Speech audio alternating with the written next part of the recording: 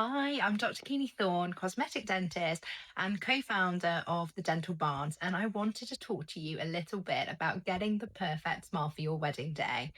Now, believe it or not, your teeth are one of the first things that you should think of, and it's because the position, the shape, the color of your teeth can affect how your whole face looks. So the position of your teeth can affect your soft tissue, your lip support, which affects how light bounces on your face. The color of your teeth can affect how your makeup looks, whether it looks warmer or cooler.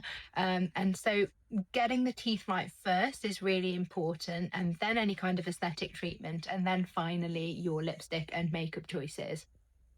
Make sure that whoever is planning your smile is using your entire face.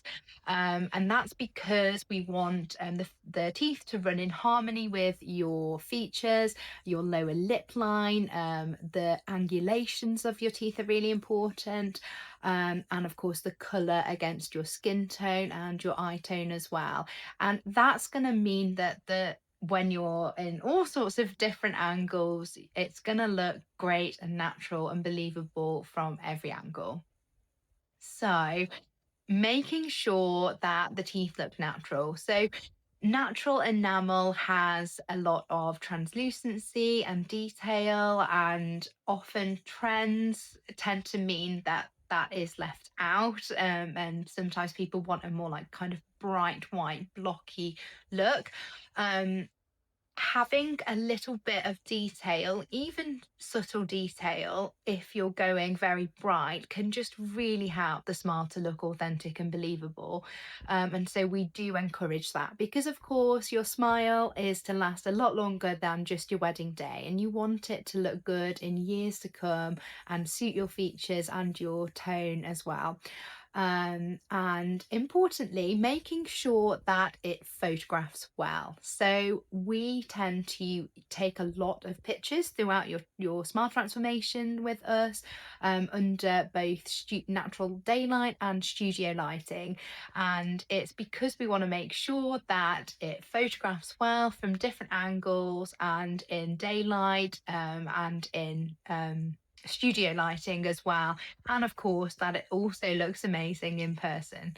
And the color, I think we've already touched on that, but basically when a smile looks way too bright, it's usually just because it's competing with somebody's eye tone or skin coloring. And so we look to the whites of your eyes and your skin tone as well to make sure that you are getting a result that suits your face, and looks great in person and on photos.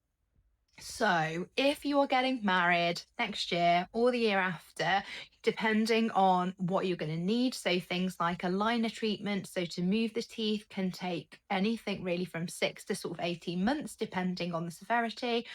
And then you've got your restorative options. So we have really feather thin ceramics, that are great to change the shape and the color of your teeth, but keeping them looking really natural and authentic.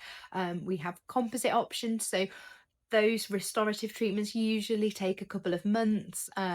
Obviously, you've got your whitening first of all as well to brighten things up. So you want to give that at least 3 months before the final day to get settled, and ideally to get that done before your makeup trials, and aesthetic treatments as well. And then finally, always a good hygiene treatment. So we use airflow, which is kind of like a jet wash for your teeth. It gets rid of all the staining, and you want to do that like a couple of weeks before, at least, so that the gums get a chance to settle. So hopefully that gives you a few tips on getting the perfect wedding smile. But my biggest tip is do not forget about your teeth.